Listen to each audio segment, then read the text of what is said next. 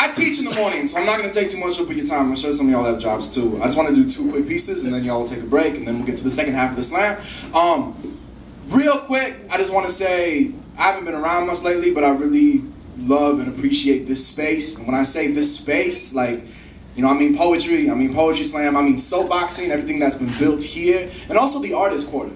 And obviously tonight is kind of bittersweet. We don't 100% know what's going to happen, I think, with the artist quarter, but we can, for now, we know that it's closing, and we should mourn that, but we should also celebrate what happened here, and we should keep building, because there's a lot that's going to be happening this year in terms of the youth poetry scene, in terms of the adult poetry scene, the college scene. There's so much happening, so stay involved. I'm going to do just 2 pieces. Yeah! Just keep on buttoning. Yeah, do that. 1. So, I'm a rapper, and my stage name is Guante, and my last name is Tran Myrie, and I talk a lot about race. So naturally, at the end of every show, someone kind of like awkwardly comes up to me and is like, so, if you don't mind me asking, what are you? And it's not an easy question to answer. I mean, it's a complicated and emotional topic. I'm mixed, both by blood and by history, but if you saw a picture of me in a magazine, what would you see? A white guy.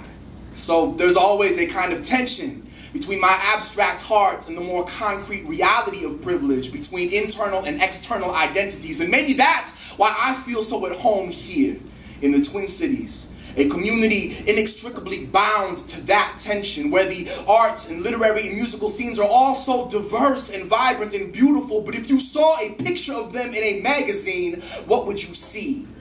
White people.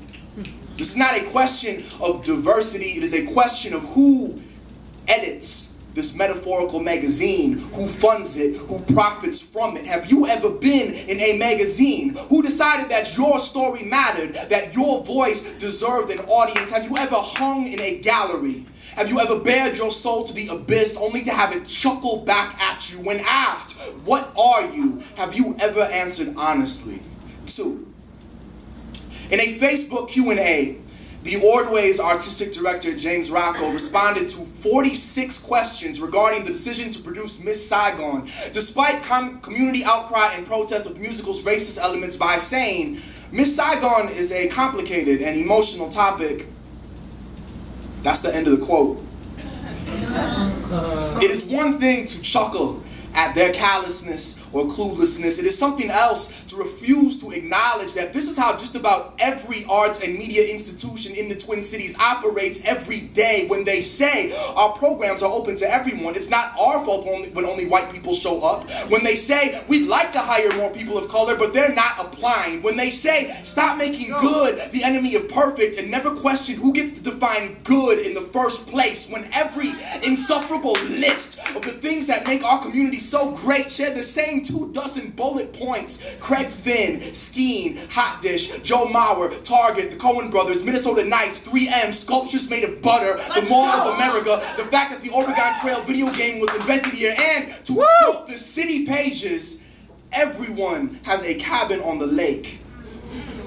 To my fellow artists, remember, art is a weapon, not the war. Remember, your job is not to make people who look like you chuckle. Your job is to make people who look like you uncomfortable. Remember, C.C. McDonald, Terrence Franklin, Gong Lee, the biggest achievement gap in the country, the foreclosure crisis, teen suicides. I don't mean to dwell on the negative, but I dwell here.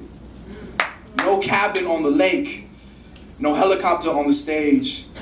A cherry spoon bridge to nowhere. 3. It's 100 degrees outside. Sirens in the distance, big quarters in the headphones, where are you? The neighbors are chain linked, landing punches like mallets on meat. Where are you? It's a rap show, except the entire audience is people of color. Where are you? Now, don't get me wrong, I do not doubt that somewhere in Minneapolis, a skinny white guy with an ironic handlebar mustache and aviator glasses is riding a fixed-gear bicycle to his favorite coffee shop. Or at this very moment in St. Paul, a rich soccer mom is power walking her golden retriever past Cafe Latte, but I've never met them. I've never been to a Twins game, never seen them play at the Guthrie, never gone to Rock the Garden. I'm sure they're all very nice, but The Twin Cities that I know keep me busy.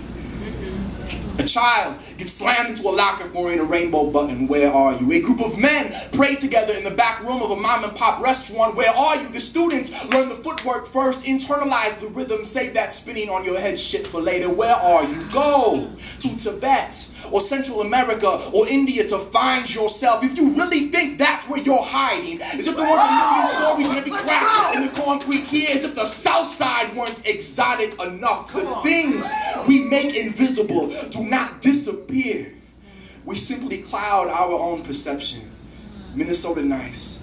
Minnesota passive aggressive. Minnesota gentrifier. Classic homophobe. White supremacist. Bystander. Open your eyes and watch. Garrison Keillor possessed. Iris is burning blue and red. Pop locking down University Avenue. His spine a light rail. His voice an empty wind howling like a self-fulfilling prophecy. A Hmong teenager is shot 8 times by a police officer and dies. Where are you? That same police officer is awarded the Medal of Valor. Where are you? A planted gun, an all-white jury, not guilty. Where are you? I can't listen to the current anymore. It sounds too much like history being rewritten. Basslines diluted, polyrhythms unified. There are days I forget the dirt underneath the endless white of winter. There are days I forget that race and culture are not just about blood, they are also about blood. There are days it is easier to believe the lie, to buy into this politely whitewashed liberal utopia on a stick. But remember, the things we make invisible do not disappear, and the things we choose to see are not everything that's here. A cipher blooms in the lunchroom. All the kids love hip-hop. None of them has ever heard of Atmosphere. Where are you?